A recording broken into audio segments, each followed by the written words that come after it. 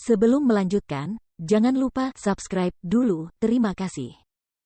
Bab 247 Qi Luosheng. Kecuali para ahli dari Pulau Tanpa Hati, ada banyak ahli yang bersembunyi di dalam dan sekitar kehampaan. Di salah satu sudut kehampaan, lebih dari 20 orang melayang di udara, dan yang memimpin adalah teman baik Jian Wushuang, Wang Yuan, tuan muda sekolah alkimia. Setengah tahun yang lalu, dia berada di alam inti emas awal, tetapi sekarang dia sama seperti orang lain yang melayang di udara. Kultivasinya telah mencapai alam kekosongan yin yang mendalam. Dalam waktu setengah tahun, dia telah naik dari alam inti emas awal ke alam kekosongan yin mendalam.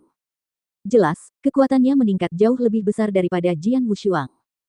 Pertemuan akan segera dimulai, kurasa kakak ketiga pasti sudah ada di sekitar sini. Wang Yuan melihat ke sekeliling. Banyak sosok berjubah ungu melayang di belakangnya. Di antara mereka, ada lebih dari 10 ahli di alam Void Yang, termasuk beberapa yang telah mencapai puncak alam Void Yang dan telah memahami asal, seperti Dan Yi. Selain itu, di antara orang-orang berjubah ungu, ada satu orang yang berbeda dari mereka, yaitu yang mengenakan jubah abu-abu. Penatua berjubah abu-abu itu seperti manusia biasa tanpa sedikit pun kekuatan kultivasi, mengambang di kehampaan seperti halnya yang lainnya. Penatua keenam, semuanya tergantung padamu.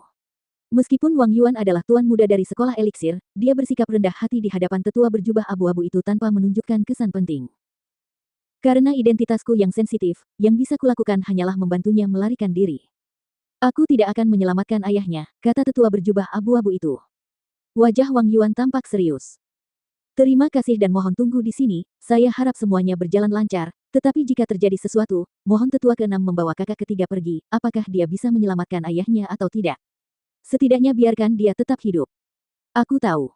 Tetua berjubah abu-abu itu mengangguk sedikit. Di sudut lain kehampaan, ada lebih dari 10 orang yang datang dari lembah Ais Neter, dan Surou adalah pemimpinnya. Setelah setengah tahun, kekuatan Surou telah meningkat pesat dan mencapai Yin Void. Selain itu, 12 orang di sampingnya semuanya memiliki kultivasi tingkat tinggi, 8 di antaranya adalah ahli Yin Void dan 4 ahli Yang Void. Menara Bulu Darah. Surou menatap Pulau Tanpa Hati di depan dengan tatapan dingin. Sungguh merepotkan bahwa ada satu ahli super dari Menara Bulu Darah yang telah mencapai transendensi ilahi. Masih turun salju. Ada salju tebal di tanah dan cuacanya dingin. Meskipun demikian, semua ahli memiliki hati yang hangat. Saat mendekati tengah hari, dua sosok tiba-tiba muncul di platform tinggi di depan drill ground. Banyak orang di lapangan pengeboran memperhatikan mereka. Keduanya adalah orang tua, yang seorang berambut putih, berjenggot, dan bernafas kuat, sedangkan yang satu lagi berambut hitam dan beralis tebal. Begitu mereka muncul, napas mereka yang kuat menyebar. Keduanya telah mencapai puncak alam kekosongan yang. Mereka adalah utusan kiri dan kanan Menara Bulu Darah. Kedua tetua ini berusia lebih dari 100 tahun. Mereka berdua ada di daftar naga surgawi, yang satu peringkat ke-14 dan yang lainnya peringkat ke-11. Itu benar-benar Menara Bulu Darah. Banyak pakar di lapangan bor tengah berdiskusi dan sebagian dari mereka menatap utusan kiri dan kanan dengan mata tercengang. Puncak alam kekosongan yang.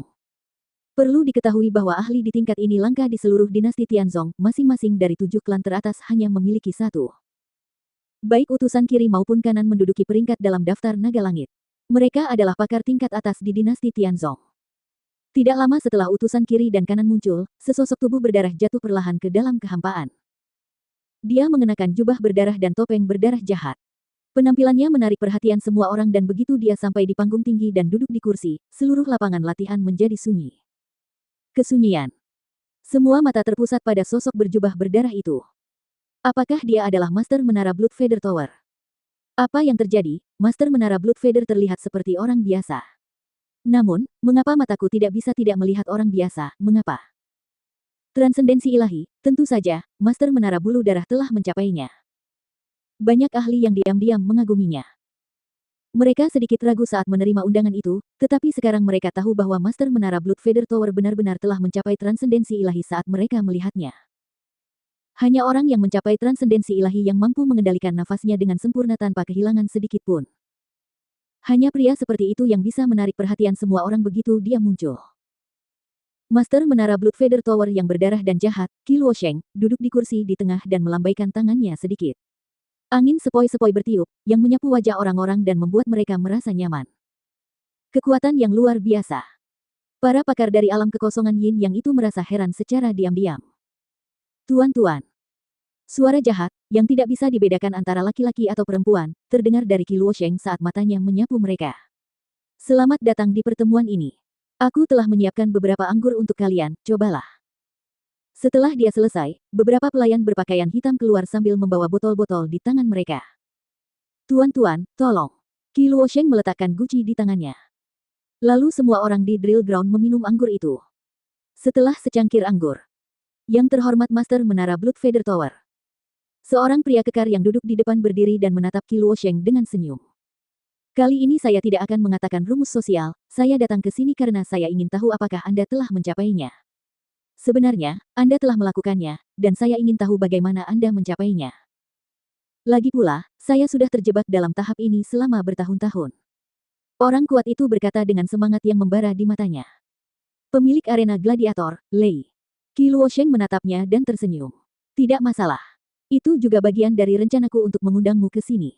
Bahkan jika kau tidak bertanya, aku akan tetap memberitahumu. Tapi sebelum itu, aku harus mengurus satu hal dulu. Qi Luosheng tersenyum dingin, dan tetua dengan alis tebal yang berdiri di sampingnya melirik punggungnya. Bawa dia ke atas.